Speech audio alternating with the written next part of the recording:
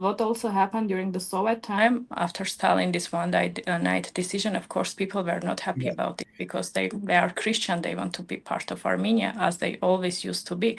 And in response of that, Azerbaijan launched pogroms of Armenians in Nagorno-Karabakh in Soviet Azerbaijan. The hundreds of people were just killed because they were Armenians. And this is very sad because mainly they were killed by mob. Police did nothing, and mobs.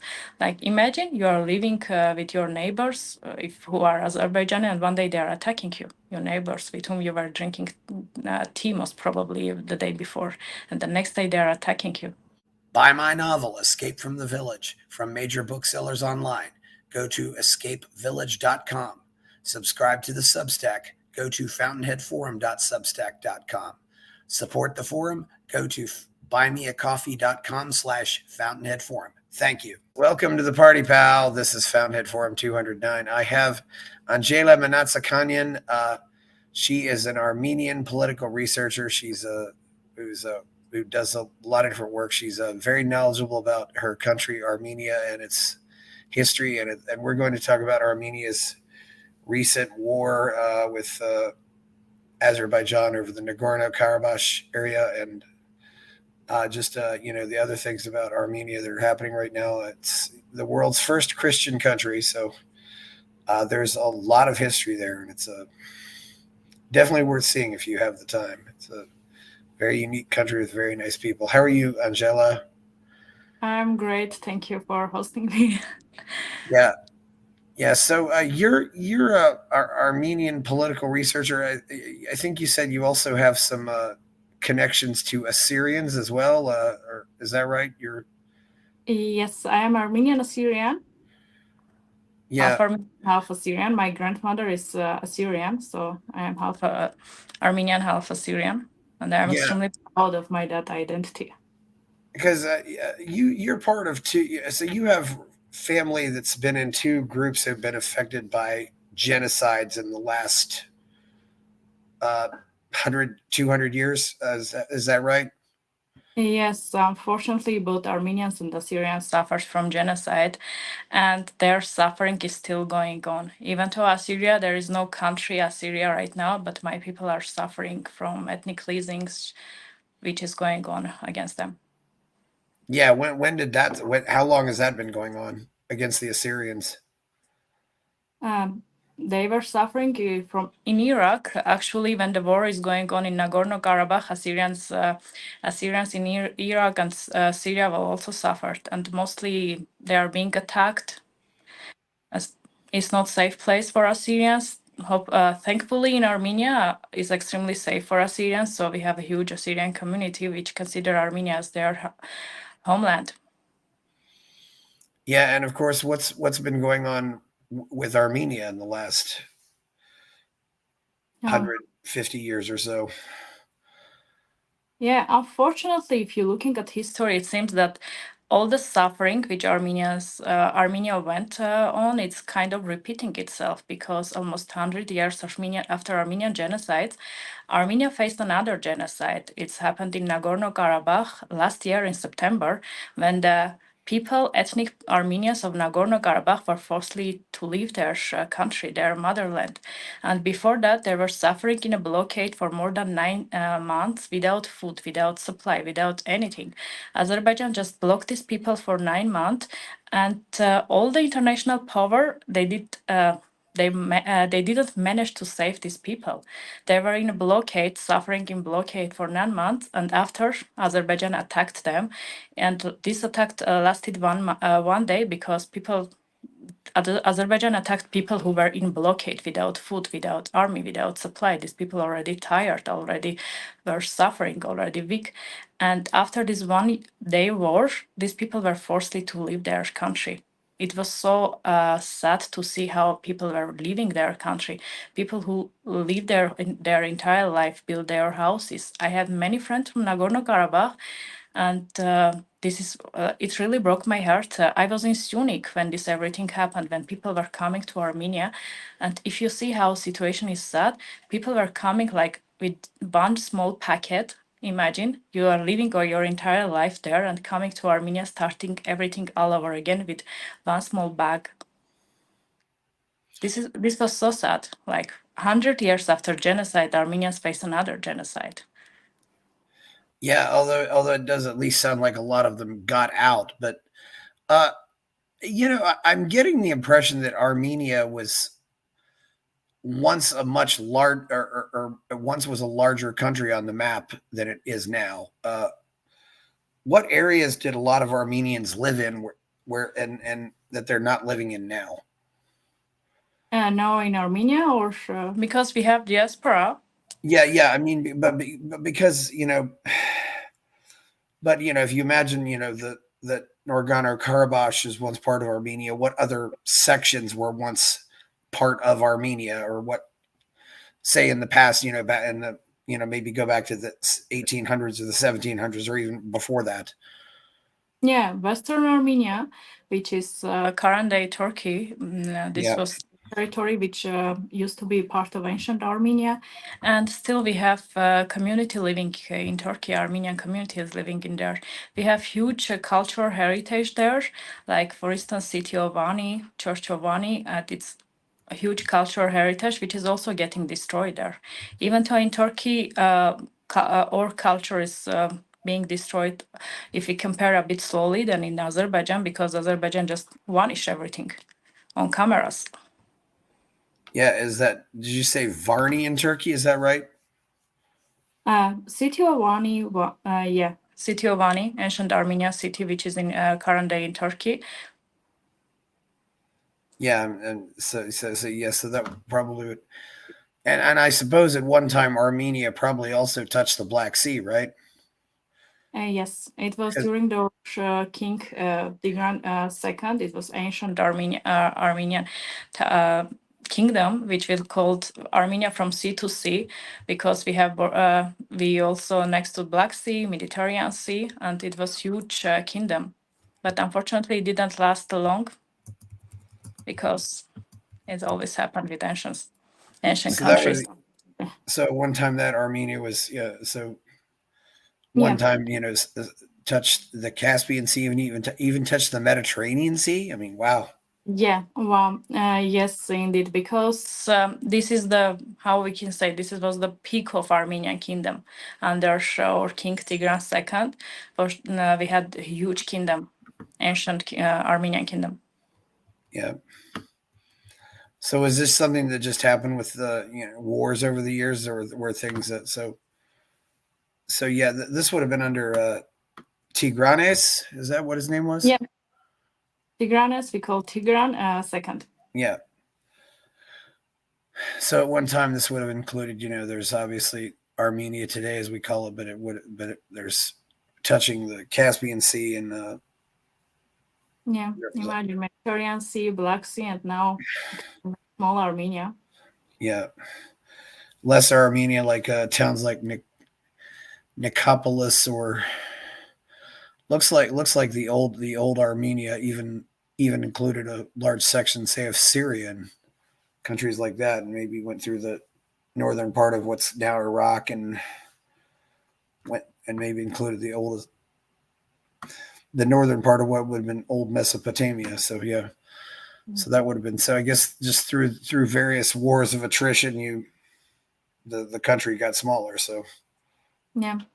So Armenia is an ancient country. Like we have this huge history, even though our current republic is quite young. But all Armenian history is coming from ancient time. So Armenia has so much to give to the world, but unfortunately, Armenia is suffering. There is a really huge risk that as Azerbaijan will attack Armenia once again, and Armenia is. I feel very bad to say it, but Armenia is really weak right now. We are alone. We are left it alone against Azerbaijan, and it's not only Azerbaijan. Azerbaijan is totally backed up by Turkey, and Turkey has huge army. Turkey is extremely powerful. Azerbaijan is buying moderner weapons, and our economy is quite small. We can afford us to buy weapons like Azerbaijan is buying. Yeah, and Turkey being on the west and Azerbaijan being on the east, and I believe Azerbaijan has a lot of gas, I believe, right? And they're selling a lot of gas, but you all don't have really anything that you can pull out of the ground that you can sell that somebody wants. No, unfortunately, we don't have gas or and yes, other resources. But Azerbaijan is selling gas to Europe, and Azerbaijan is considered the alternative of Russian gas, which is quite a person who is doing research on Russian energy sector. I did research on Russian energy sector. Also, I'm quite interested in Azerbaijani gas sector, and it's not 100% true that Azerbaijan is being alternative to Russian gas, because actually Azerbaijan is selling the same Russian gas to Europe with double price. And this Shahdanis Azerbaijani gas sector, 25% of it belongs to Russian Lukoil. So where is this alternative to Russian gas?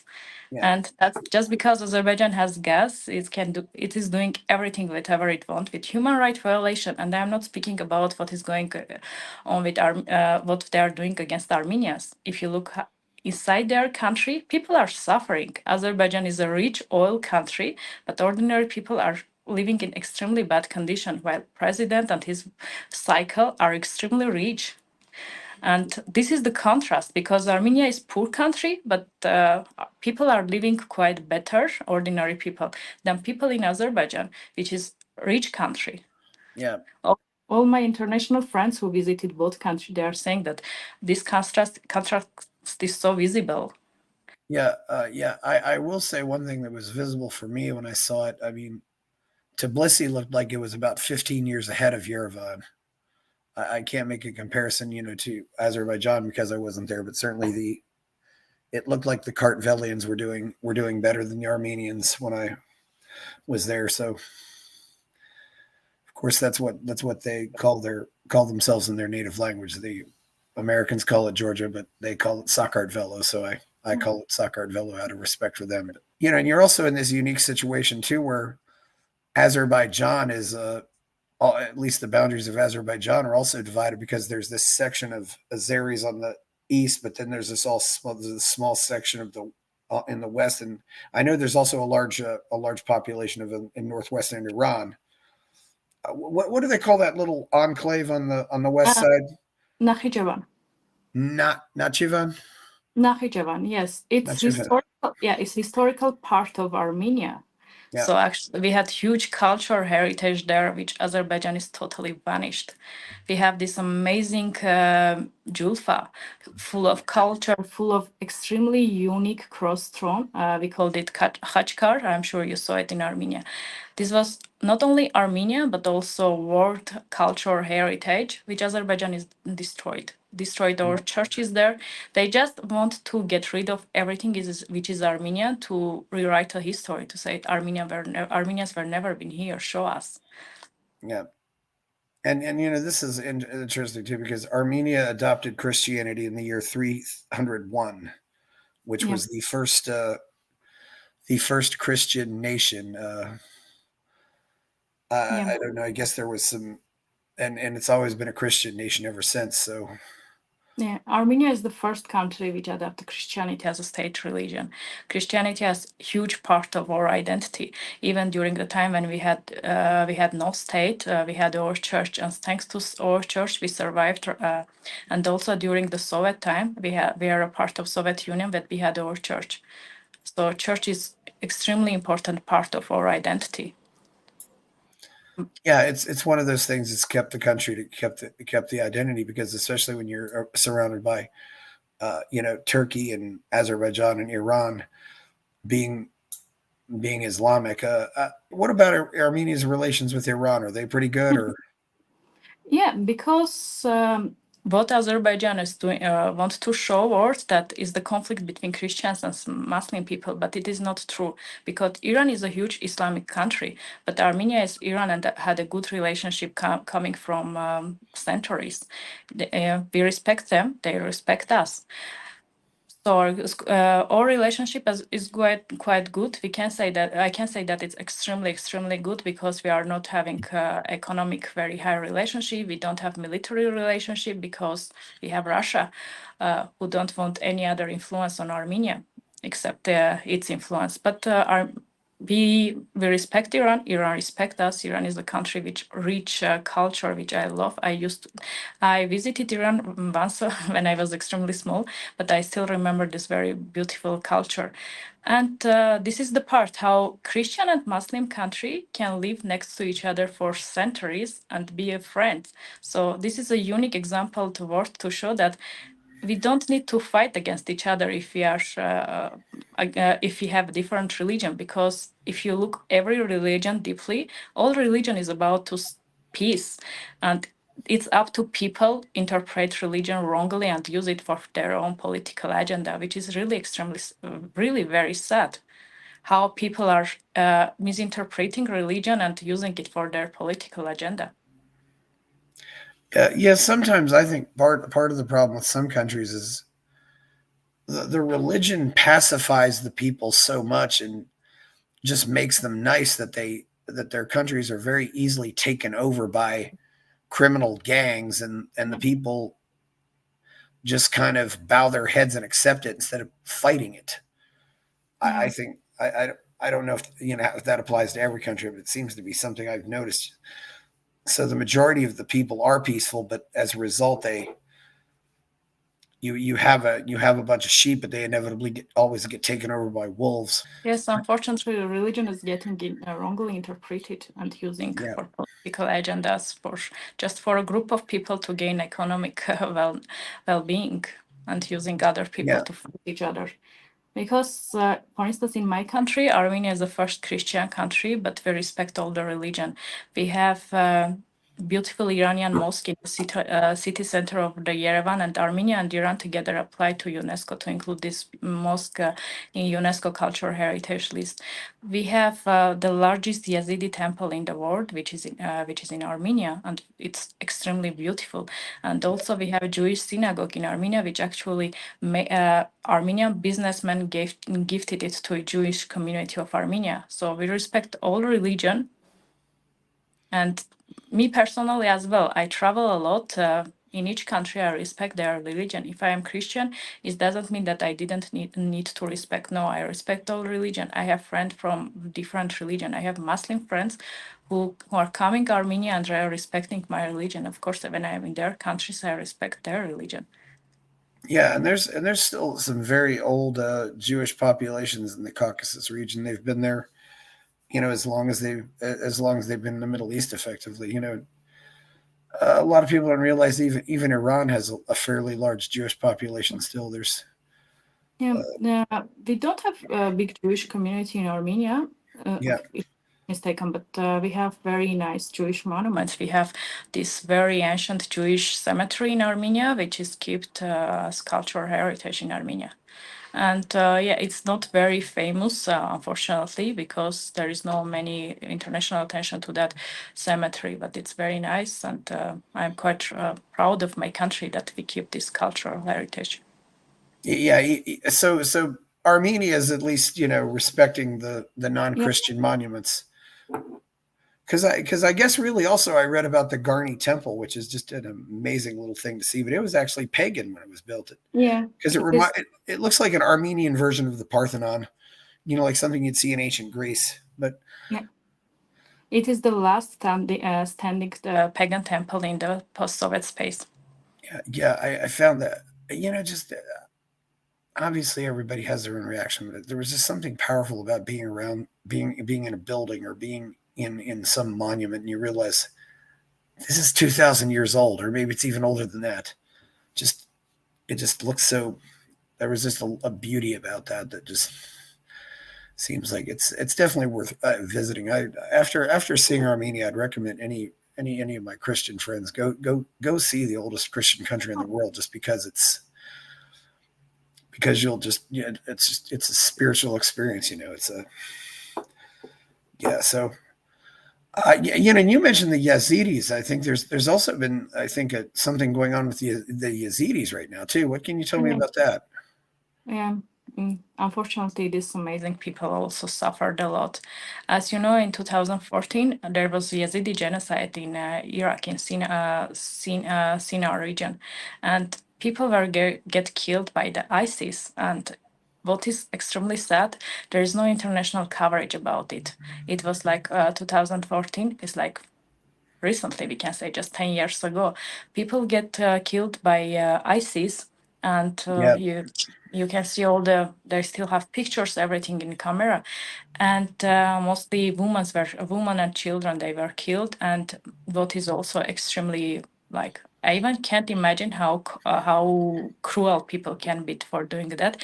But there is this very tragic event. 19 Yazidis girl were burned alive just because they refused to be a sex slave for ISIS. Yeah. Yeah. Are the Yazidis Christian or are they Muslim or what exactly? They have their own religion. Okay. Yeah, there. And in Armenia, we have Yazidi temples, few temples, but this new one is the biggest Yazidi temples in the world. And what also I would like to speak about it, and maybe this will help my amazing Yazidi friends. Still now, almost 2,800 Yazidi people are missing. They are mainly women and a girl, and they are kept by ISIS. And still, Yeah. these women are still, girls are still missing. But I never see any international organization which is fighting for women right to speak about this. It's so sad. Yeah, it is quite sad. I mean, yeah, it's a, yeah, it's, I don't know Yeah, world how is we got getting, this way. I don't know how, and, the hard thing is, I don't know how we get out of this and just have peace. yeah, It's world always is, so unfortunate. world is getting crazy. People are so cruel, are so yeah, and this all the Yeah. fighting. When you see it, look at the map, there is fighting almost everywhere. And by the end of the day, these people are suffering.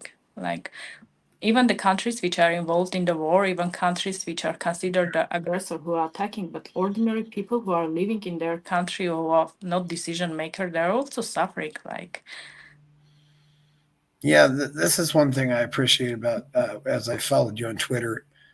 You care about all the genocides. yeah, A lot of people out there just I care about the genocide that happened to my people, but oh, there's been unfortunately there's been especially in the 20th century there were a whole lot of them. It's yeah, because my country and my people, like both Armenians and Assyrians, suffers from genocide. How can I do yeah not care about others? Because I know how it's feel to suffer from genocide. Unfortunately, still now in Armenia we have this trauma of genetical trauma coming from genocide, and yeah. uh, unfortunately, after what happened in Nagorno Karabakh, we need a generation to heal this trauma. And And you know what I think's kind of scary right now is I wonder if Azerbaijan is going to want to try to connect with the other, what's the Western yeah, Nakachevan. yes. If they're going to try to build some road or something that connects that because it's kind of because the only other way they can get to it is if they go through Iran. But just I mean they're gonna want their own lock in corridor like you had the lock in corridor going to Nagorno Karabakh. That was just a yeah. So Yeah. yeah, Mhm. how did this happen? I think you said Stalin decided to redraw the maps Oh, when in the days in the days that they were mhm. Soviet republics. I mean, I guess what can you tell me about the history of Armenia? Let's say go back from 1850 till now. Yeah, yeah. What this whole tragedy is happening around Yeah, Armenia and around Nagorno Karabakh, and when I will answer that question, I also will come what you mentioned about if Azerbaijan get a connection with its enclave. So how this everything started? Armenia is extremely ancient state. We are indigenous here, and Azerbaijan is quite young republic. If you check in history, everything there is no like state Azerbaijan mentioned in Middle East or something else. Azerbaijan first appeared in political map in 1918, and in that time, Azerbaijan as a country wasn't recognized by any other countries in the world. Even the League of Nations refused to recognize Azerbaijan as the state, and they made this kind of points that first of all, there is no state Azerbaijan recognized this state, which they want to be part of League of Nations, has no borders, and even the name of Azerbaijan, from where it's coming from the province of Iran. They just took a name of one of the province of Iran and made a country with that name. So League of Nations didn't recognize Azerbaijan, but when Soviet powers came to the region in 1920, when Soviet power was established in the region, of course, Armenia was extremely small, extremely weak, and it couldn't fight. So it could be not able to fight Soviet forces to keep independent. And Armenia became a part of Soviet Union, as well as Azerbaijan became a part of Soviet Union. When as Armenia well as became, Sakartvelo, because as well as for a while they actually tried to create the three countries wanted to create their own little confederation where they could all, mutually protect each other for a while there. Yeah, it was like wrong decision, because if you're creating this kind of thing, you need to consider that people in this country, they have different religion, they have different culture. Yes, we all want peace, but in perfect world, we all want peace, but people have different culture, and you can't keep them, make them one state without even understanding the different level of development. So when Soviet power was established in Armenia as an act of welcoming Armenia's this decision, then Soviet Azerbaijan, which is very interesting, no one even speak about it. Soviet Azerbaijan made a declaration recognizing Nagorno-Karabakh, Nakhichevan, and also Zangezur as integral part of Soviet Armenia. This is very important. All the historians, I wonder why they are keeping silence this extremely important part, but Soviet Azerbaijan recognized these territories as a part of Soviet Armenia. But during the Soviet time, Stalin decided to give Nagorno-Karabakh to Azerbaijan, made a one-night decision. But before that, which is very interesting, there was a decision to recognize Nagorno-Karabakh as a part of Armenia, as a part of Soviet Armenia. But Stalin, during one night, changed that decision and gifted Nagorno-Karabakh to Azerbaijan. We can say that there is two reasons for Stalin to do it. First of all, if you divide, you make them weaker. And second, because Azerbaijan was then, of course, had the support of Turkey, and Stalin wants to please Turkey. Which is interesting because the Tsarist Russia actually fought the Turks during World War I, and I think unfortunately part of at least what motivated the genocide was this: we'll blame the Armenians for our loss in the war. So that was certainly horrible what happened, and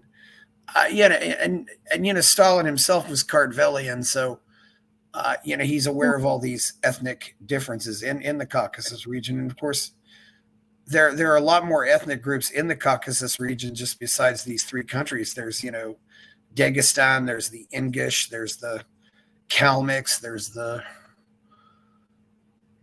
just so many different language people who speak different languages. It's as I've told. It's more complicated than what the former Yugoslavia was when it broke up in 1990. Unfortunately, it's quite complicated. Still now, it's quite complicated. Yeah. And some of these groups are so small that they really logically, you can't really see them as countries because there's just not that many of them. It's Armenia has 3 million. And I know also there's actually still a section of Armenians who live actually in Sakartvelo, but they get along fine. They seem, I guess the relations between Armenia and your neighbor to the north have always been pretty good. Yeah, we have a community in Georgia, and the relationships are quite good. I was in Georgia 3 weeks ago in Tbilisi. I love Tbilisi. I love culture. I love food. I love to visit Armenian churches there. Yeah. Yeah, and what also happened during the Soviet time, after Stalin this one-night decision, of course, people were not happy about it, because they are Christian, they want to be part of Armenia, as they always used to be. And in response of that, Azerbaijan launched pogroms of Armenians in Nagorno-Karabakh, in Soviet Azerbaijan. The hundreds of people were just killed because they were Armenians. And it's very sad because mainly they were killed by mob. Police did nothing, and mobs. Like imagine you are living with your neighbors, if who are Azerbaijani, and one day they are attacking you, your neighbors with whom you were drinking tea most probably the day before, and the next day they are attacking you. So this is extremely sad. Yeah. And you've mentioned some. Can you mention some of these very old religious monuments or historical sites that you talked about? I know there's that one monastery where is it Mantoots or something like that? What's his name? A monastery in Armenia or monastery in Armenian monastery in Nagorno-Karabakh? Monastery in Nagorno-Karabakh. The guy who created the Armenian alphabet. Yeah, we have huge cultural heritage in Nagorno-Karabakh, in Artsakh, which is historical name of Armenian name of Nagorno-Karabakh. We have plenty churches there. Amaras Monastery, the Master of Mashtot's person who is created Armenian alphabet, he used to teach there. And this is also under now Azerbaijani occupation. We have amazing church, Gaziantep's church in Shushi, which is currently under renovation by Azerbaijan, and most probably it will be converted into the mosque. And Azerbaijan shelled this cathedral during the war, and they just directly shelled the cathedral. This is, I mean, crime against entire people, because you are shelling cultural heritage. Yeah, was there anything? Were these any of these in is it Stepanakert? Yeah, in Stepanakert we also have very beautiful new modern church, and also we have this huge monument. Actually, in Stepanakert we have this monument, grandma and grandfather, which is a symbol of Armenia and a symbol of Nagorno-Karabakh. It's like show that we called it grandma and grandfather, but it's like we are our monument. We are our mountains, which show that people are attached to mountains. Yeah, this is the symbol of Stepanakert, Nagorno-Karabakh, and also the very beautiful buildings, like building of parliament. If you saw the picture, this is very extremely beautiful white building. It's completely destroyed by Azerbaijan. And Mesrop Mashtuts is still considered a hero in Armenia. And I know he's been also recognized as a saint by quite a few different churches too. Yes, he's the person also who created Armenian alphabet, and what is very interesting, he's the person who created also alphabet of Caucasian Albania, the country which did not exist anymore, and the country which Azerbaijan claimed to be ancient Azerbaijan. But this alphabet, their alphabet was created Armenian Mesrop Mashtot. And with you see Armenian alphabet, all letters are quite unique, but it's very interesting that all letters are quite similar. Guess which country's letters? Greek? No, Ethiopian. Ethiopians. It's extremely interesting, but all Ethiopian, you said? Yes, all letters are quite similar. Yeah, I wasn't sure. It looked like it might. The alphabet is certainly, that's one thing. Armenia still uses its own unique alphabet that nobody else uses, and so does Sakartvelo for that matter. They have their own unique alphabet, which also doesn't really look like anything else. Mesrop Mashtot's person who created Armenian alphabet, he also created the alphabet of Georgia. But all letters are totally different, because now I can't speak Georgian. I can't even read it. But people who don't speak both Armenian and Georgian, they say that our letters look similar. Yeah, the Caucasian alphabet. Yeah, I noticed it seemed like the Armenian alphabet has a lot more straight lines in it, as opposed to curves, whereas the Kartvelian alphabet is just very it just has so many little circles and loops in it. But they're definitely very unique. I guess that'd be fun if you could experiment with all these different alphabets. It really makes me wonder how many alphabets were used and now are gone and not used anymore at all, and we don't really have any memory of them. You mentioned that there was an alphabet in Caucasian Albania. Yes, there was a country called Albania in the Caucasus region, not to be confused with the Albania that's over on the Adriatic Sea today. But yeah, I knew there was also a region over there called Iberia too, which is not to be confused with the Iberian Peninsula of Spain and Portugal. Yes, so this happened. Yeah, so happened during and it seemed like after the fall of the Soviet Union, a lot of these tensions came back again between Azerbaijan and Armenia. Yes, but actually, tension was also going on during the Soviet time, especially last years or so. Because when Karabakh movement was started, what is Karabakh movement? Karabakh movement is a movement of Armenians from Artsakh, Nagorno-Karabakh during the Soviet time. To be there is their claim to be part of Armenia because Nagorno-Karabakh is historical Armenians. People are Armenia. People are there living. Are Armenians. There is Armenian culture, everything. And when pogrom started, this from Azerbaijan against Armenians in Nagorno-Karabakh, just because they wanted to silence them. And when Soviet Union was collapsed, many countries, including Nagorno-Karabakh, declared their independence. What is extremely important, and of course, very interestingly, it's got silenced.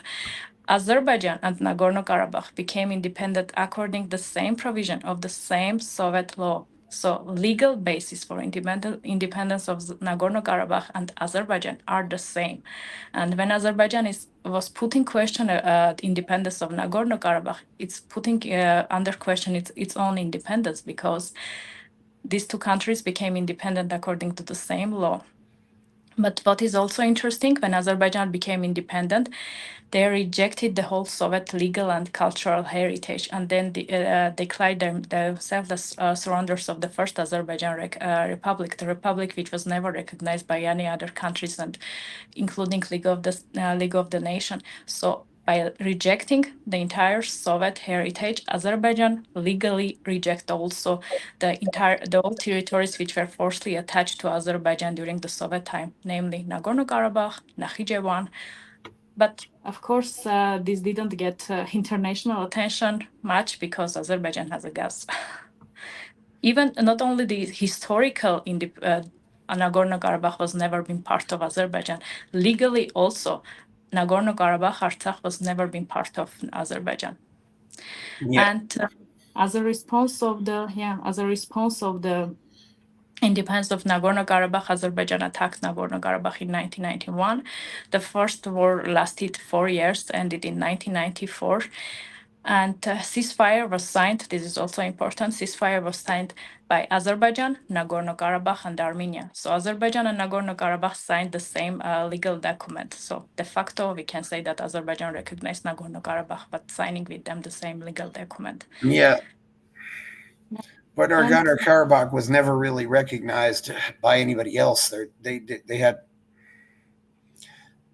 a slightly different flag with basically the same colors as the Armenian flag with the three horizontal bands, but there was a little white arrow on it. It's So what happened? So what happened more recently? Is it because the Soviets pulled out, or the Russians pulled out, or? Yeah, all the tragic events started from 2020 when Azerbaijan attacked Nagorno-Karabakh during COVID pandemic. Yeah. The war lasted 44 days. It was extremely tragic. Armenia was left it alone against Azerbaijan. And Azerbaijan, it's not Azerbaijan who used to be in 90s. This modern Azerbaijan was trained by Turkish army with modern weapons, including Israeli weapons. Like their military industry is 4 times bigger than entire economy of Armenia. And this powerful state, backed totally by Turkey, attacked Nagorno-Karabakh, attacked Artsakh. And they also brought terrorists in our regions. There were many terrorists which Azerbaijan brought to our region to fight against Armenians. Some of them captured. There was media about it. Armenians were speaking about it because our forces captured them. These people got integrated. These people got interviewed, because they were terrorists brought to fight against Armenians. But of course, no one even blamed Azerbaijan for bringing terrorists to our region to fight against civilians. So after 44 days of the wars, ceasefire was reached by negotiation, by mediation of the Russia. There was ceasefire statement we signed in November, and this was quite shocking for Armenians. The result of was quite shocking for Armenians. We were not ready for these results, and was extremely sad because Armenia was left it alone. Our allies, they didn't assist us. Yeah. And Armenia is a part of collective security treaty organization. But if you look inside this organization, member countries have better relationship with Azerbaijan than to Armenia, and they will never defend Armenia. And they also mentioned that we will not get involved in Nagorno-Karabakh because we do not recognize it as Armenia. But in 2021, when Azerbaijan attacked the sovereign territory of Armenia, this same country did nothing to help their ally. So, and it was extremely tragically funny, I can say, so because many international researchers, scholars, blaming Armenia for being friend of Russia, and they saying that, oh, you know, this stereotype was very popular. The people are saying you need to defend Azerbaijan because Armenia is a friend of Russia, because by defending Azerbaijan you are countering Russia, which has no basis with true, because Azerbaijan relationship with Russia is way better than Armenian and Russian relationship, and Yes. as a result of this war, Azerbaijan brought Russian peacekeeper to our region, to Nagorno-Karabakh. No one speaks about it because why there was a Russian peacekeeper in Nagorno-Karabakh? Because Azerbaijan started the war. If Azerbaijan never attacked our Nagorno-Karabakh, there will be no Russian peacekeeper in that region. Yes. You mentioned the Collective Security Treaty Organization, so I want to clarify that. That is Russia, Belarus, Armenia, Kazakhstan, Kyrgyzstan, and Tajikistan. So basically, they're just all supposed to respect each other's borders, but none of these countries said anything. It sounds, although Russia is by far the largest of all these countries. Yeah, because if you look individually to these countries, some of country as member of Turkish nation organizations, and some of the country have way better relationship with Azerbaijan than Armenia. Yes. And there is also Belarus, who is fully supporting Azerbaijan. President Lukashenko even recently said that they were assisting Azerbaijan. Russia and Azerbaijan has very good economic relationship, and considering the gas situation and gas industry, Yes. for Russia it's way better to be friend with Azerbaijan than in Armenia. But also Russia is always mentioning that they treated two countries equally. Yeah, and there's also apparently the Commonwealth of Independent States Free Trade Association, which also includes Uzbekistan, Moldova, and Ukraine. One thing I noticed 2 years ago when I was, Tbilisi versus Yerevan. Yeah. In Tbilisi, Ukrainian flags are everywhere. And in Yerevan, I did not see one. Oh, actually, there was a pro-Ukrainian protest in Armenia also. Yeah, but obviously the mood there is not quite the same. I know there's even a legion of Kartvelians who are going and fighting in Ukraine just to help them out, because apparently also the Ukrainians came and helped them in some of their independence fights. So, so it's quite unfortunate what's happening here. Pro-Ukraine, many pro-Ukrainian protests in Armenia as well. But what is also important to mention that during Nagorno-Karabakh war, Ukraine was supporting Azerbaijan. Even President Zelensky congratulated Azerbaijan on a victory. And of course, it can affect ordinary people. Yeah, Zelensky congratulated Azerbaijan. Wow. What is Israel's interest in in Azerbaijan? My personal opinion, to be near to Iran, because Azerbaijan has a huge border with Iran. After they conquered Nagorno-Karabakh, also they have huge border in Iran, and Israeli investment is there is huge. So there's a lot of Israeli investment in Azerbaijan, but yeah. And there is when there is a war in April 2016, 4-day wars when 4-day war when Azerbaijan attacked Nagorno-Karabakh again, and war lasted 4 days. Azerbaijan was first time using Israeli weapons against Nagorno-Karabakh. So Israeli weapons were tested during the war against Armenians. Yeah, so but it's also fair to say that Israel's not on very good terms with a lot of the Islamic countries though, but they're apparently on pretty good terms with Azerbaijan. Yeah, Azerbaijan. If you see how much agreement was reached between Azerbaijan and Israel last years, it was like crazy. Military industry, economic relationship, investment of Israel in Azerbaijan. Israel, right now, I can say that there are 3 countries who has huge investment and influence in Azerbaijan: Israel, Turkey, and Russia. Before it was solely Turkey. Israel, Turkey, and Russia. Yeah, so yeah, and does Azerbaijan use something like the Arabic alphabet, or what alphabet do they use? Its Latin alphabet is quite similar. It's almost Okay. similar to Turkish alphabet. Yeah, it's often said that Azerbaijan is actually much more, maybe more European than a lot of the other Islamic countries. Although Turkey certainly has some influence too, but yeah. Yeah, relationship between Turkey and Azerbaijan are extremely close. We can say they have brotherly relationship because they also call themselves one nation in 2 states. Yeah, I don't know if there are any cultural similarities, but yeah, but as you pointed out, Azerbaijan really didn't. There really wasn't a concept of Azerbaijan until around 1900. I'm going to assume that Armenians are probably somewhat pro-Palestinian right now. We are pro peace, we can say, Okay. because we saw genocide, we saw war, Yeah. and of course we don't want Okay. any people to suffer for. Pro-peace. I mean, I really should say I'm referring to what's been happening with Gaza since the 7th of October last year. Yeah, it's tragic what is happening right now, how people are suffering. And yeah, if you see, like, because when we are reading news, they are not just like figures. It's like actual people who are suffering, who are dying.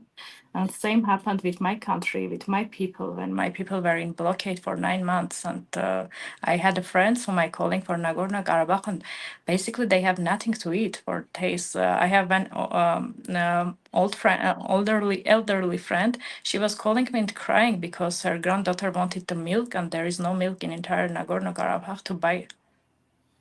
And no one cares. It's 21st century. People were, and there's a case that 2 children were dead because their mother went to find the food for them, and they just were dead. Imagine, in 21st century, in Eastern Partnership, people were dying from hunger. Children are dying from hunger. Yeah, Americans simply don't realize what goes on in the world. Americans don't know what poverty looks like. They really don't. Even, I mean, we have people who are better off and people who are worse off, but still, it's no different. I found the people. I found the people of Armenia just to be wonderful. I guess it helped that I had one really great Airbnb host. I think that she was a lovely lady. It's in Yerevan. In Yerevan, yes. Yeah. And also we have huge community in US, especially in Los Angeles. Yeah, I know about that. I've had another guy on here actually who's actually a part of that community. He lives in LA and he's part of the Armenian community. He visited Nagorno-Karabakh, and there's who are some other we mentioned Mashtots. Who are some other great Armenians that we should know about? Oh, Armenians. Like if you check all the pages of history, there's Armenians everywhere. Like for instance, also Charles Aznavour, the great French Armenian chansonnier. Who's that? Yeah. You don't know him? He was great Armenian French chansonnier who was like that's why I guess also relationship between France and Armenia is quite good, mainly thanks to him. But also there is this topic I would really love to speak about it. Mainly this Yes. platform help to pay attention on this very important topic. There are many Armenians prisoner of war who are kept in Azerbaijan right now. During the war, 2020, and after the war, these soldiers and also civilians were captured by Azerbaijan. And even though the ceasefire statement asked parties to release all the prisoners of war, of course, Armenia released everyone, every single prisoner of the war. But Azerbaijan didn't do that. And right now, till now, there are many Armenians, many soldiers, many civilians who are in Azerbaijani prisons. This is violation of the ceasefire statement. This is violation of international humanitarian law. But Azerbaijan is keeping these people, and anytime is treating to these people to exchange when it wants something from Armenia. For instance, Azerbaijan wants maps, strategic maps of the region, and they're like giving some of the people to Armenia, then asking for a maps. And Azerbaijan is turning humans into the trophies as is treating these people. And there is this leakage of this video when Azerbaijani president boasting like it has many prisoners of war of war from Armenia, and the wife of the Turkish president asking him like to give them part and ask something to exchange. And when last year Azerbaijan was attacked Nagorno-Karabakh and the entire population were forced to leave Nagorno-Karabakh, including of course the officials of Nagorno-Karabakh, Azerbaijan captured the previous high-level officials of Nagorno-Karabakh, and right now these people are also in the prison in Azerbaijan with this, and their imprisonment is totally illegal. But humans are being kept in Azerbaijan and being facing torture because if you saw the videos of the war, there was plenty of them in the social media. You will see how Armenians, Azerbaijan did to Armenians in Nagorno-Karabakh. People were being killed in front of camera, executed, beheaded. There is a video how the elderly Armenian grandfather was being beheaded when he was alive. And I'm scared to imagine what is going on with my people who are right now in the prison in Baku. And I'm also scared why international community doesn't speak about this. These are people. We need to save them. But okay, we don't have gas, but our life is also matters. Armenia's life matters. I don't know. I don't know either. Sometimes it really makes me. I really wonder why more Christian communities don't speak about it, just because of Armenia's history with Christianity. But I don't know if there's not a lot of Christian unity in the world. I mean, I really wonder how many Americans could find Armenia on a map at all. It's it's scary. Or could they find Azerbaijan on a map too? It's it's scary. Maybe some people in America, US know about our situation thanks to our diaspora. We have extremely huge diaspora in the US. Well, one thing you also probably realize is that America does whatever Israel says, which is sad but true. I mean, so if Israel says Azerbaijan is good, America is going to say Azerbaijan is good. I don't know how. Yeah, it's extremely sad, and also even situation relationship between Armenia and Israel. Israel itself, country which suffered from Holocaust, and they never recognized Armenian genocide. And how the Hitler came up with the idea to organize Holocaust. He saw Armenian genocide and punishment of it, and he got inspired by that. And Israel in 2020, Israel was selling arms to Azerbaijan to organize second Armenian genocide. How the people who suffered from genocide cannot recognize others' suffering. Yeah. Speaking of weapons, I've heard from some other people that the Russians were actually selling weapons to both of you. Yeah, they were selling it. They were doing it for ages. Even in the 4-day wars in April in 2060, Russia was selling war weapons to Azerbaijan, and or then President of Armenia, Serge Sargsyan, even spoke about it. He spoke that many people of Armenia was quite upset that Armenians were being killed by Russian weapon. But during these times, there were mainly, not mostly, but mainly Israeli weapons. Because, of course, if you compare industries. Yeah. Russia was equally selling weapons to both parties, and Yeah. Russia was treating the both parties. We can say, like, same. There is no favoritism. Like many pro-Azerbaijani scholars saying, "Oh no, Armenia is Russian friend. Russia was supporting Armenia." No, it's not true. We were left it alone in 2022. And and we were left it alone. Neither Russian or collective treaty security organization came to save us, came to save ordinary people who were killed in front of cameras. Is Armenia trying to, I don't know, become more European? Because I know the Kartvelians are certainly trying to do that. I mean, a lot of them want to join the European Union, which it seems like it sounds like Armenia is just kind of there by itself, and it almost seems like you all don't have any friends. Yes, right now there is maybe what is my personal opinion, what is going on right now in foreign politics. We are looking for alternatives because usually Armenians have mainly relationship with Russia, and we saw what is lead to us, what was the result of that. And now Armenia is trying to build equal relationship. It's also the part of our strategy, like to have the equal relationship with all international powers. I know that it's crazy to imagine. It's very complicated to reach it, but we are more now trying to get involved also with build more relationship with European Union.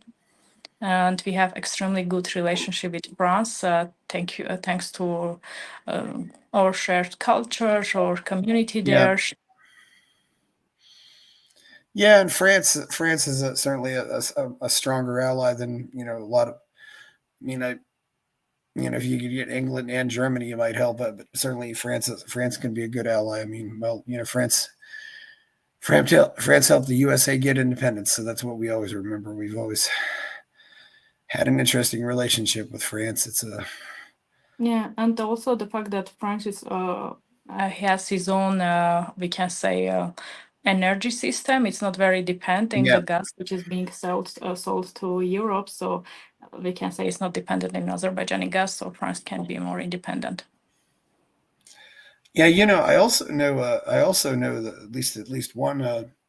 Some Russians who were wanting to not get involved in the war with Ukraine have also hid out in Armenia.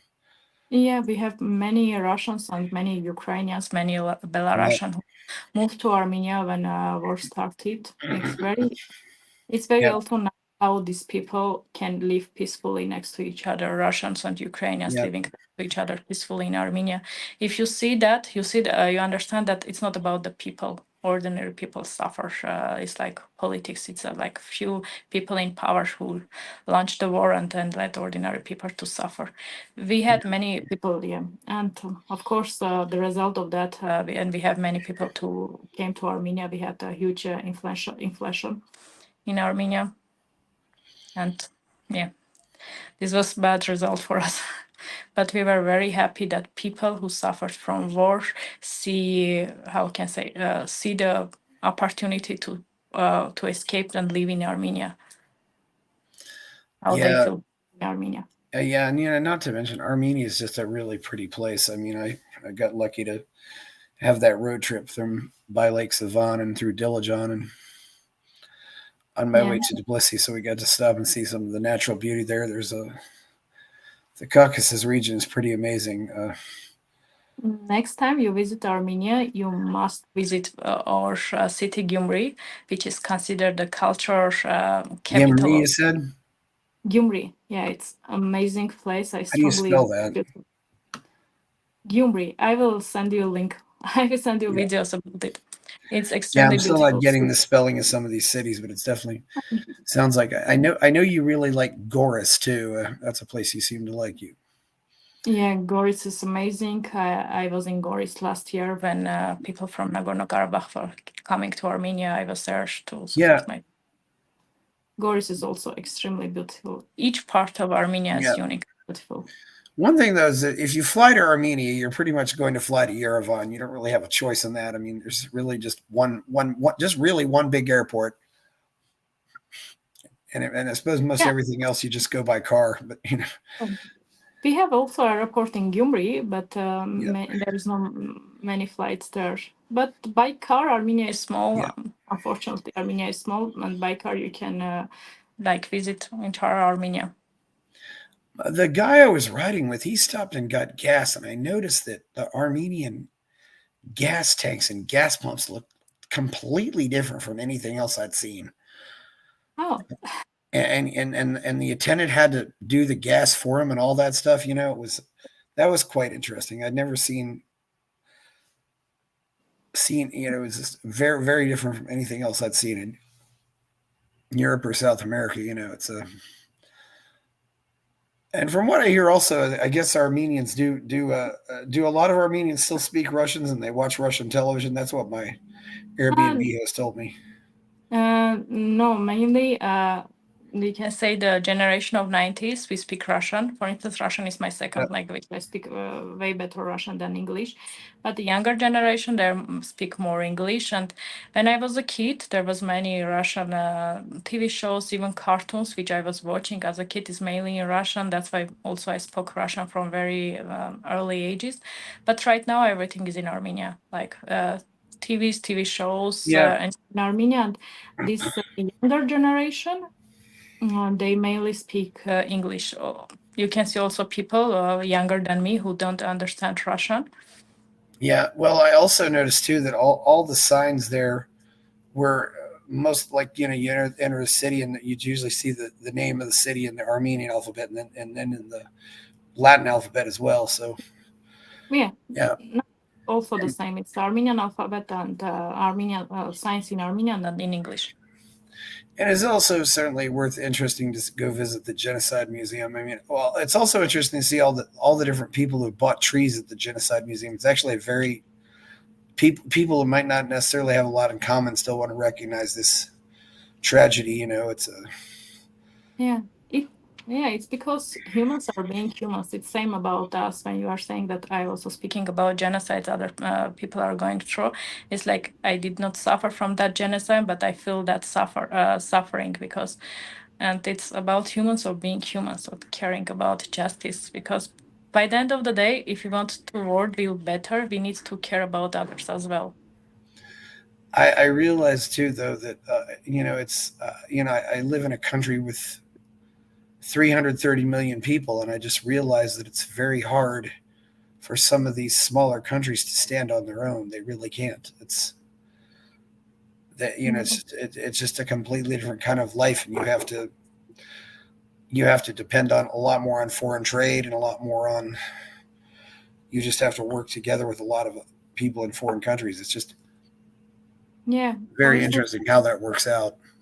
Yeah, for instance, alone Armenia will not survive in this because or people who want to attack Armenia, countries who want to attack Armenia, they are supported by extremely powerful states. Like Yeah, and alone, and it's when we say about Armenia and Azerbaijan, it's not about Armenia, Azerbaijan. Azerbaijan itself is fully backed by Turkey, yeah, and and it's like you know, Turkey saying, really, if you're shipping stuff to Armenia, it's either got to go worldwide. It's either got to go through Sakartvelo or it's got to go through Iran. It's because you don't have any relations with. Because I know you can't cross the border from Armenia to Azerbaijan. You can't cross the border from Armenia to Turkey. There's no official diplomatic yeah, relations. The border is just basically a wall. yeah, Although, yeah, and another thing too that you from Yerevan, I do you can see Mount Ararat from Yerevan, which of course is another significant place in Christian history. yeah. The mountain is visible from all the Yes, court in Yerevan. Arad is national symbol of Armenia, which is currently in Turkey. And Yeah. there is also, according to the Bible, Ark of Noah was stopped in the mountain of Arad. Yes, that was where Noah's Ark stopped, and of course they can't stop you from taking pictures across the border. Of course, you get your camera out and take a Yeah. photograph. So, And you know that the borders of Armenia of Turkey was opened once during the last years when even though the border is closed by Turkey in support of Azerbaijan, of course, when there was this earthquake in Turkey, Armenia opened the border from its side and sent humanitarian aid to Turkey. Like this was very important moment to show humanism of this action. Like even though Turkey did genocide, Turkey support Azerbaijan to attack Armenia, but when there was earthquake, people were suffering. Armenia opened border and sent humanitarian aid. wow. We wish to see the same from Turkey. Like we really wish to see the same from Turkey. But even after that, the ordinary Turkey still continue to support Azerbaijan. Yeah, wow, that's certainly amazing. There's, well, I don't know if we have anything else to talk about. Mhm. Have anything else you want to say before we go? It's been lovely having you. Yeah, I, thank I you had, for having me. you have a different hairdo from what I see usually on your Twitter, so that was kind of interesting. But Here?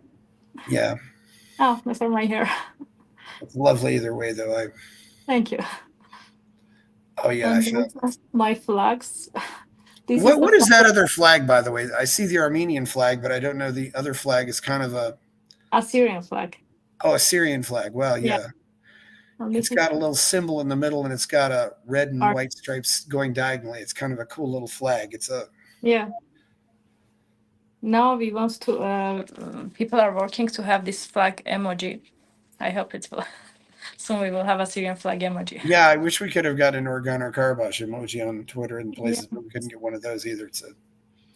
And of course, you got those books back there. So, yeah,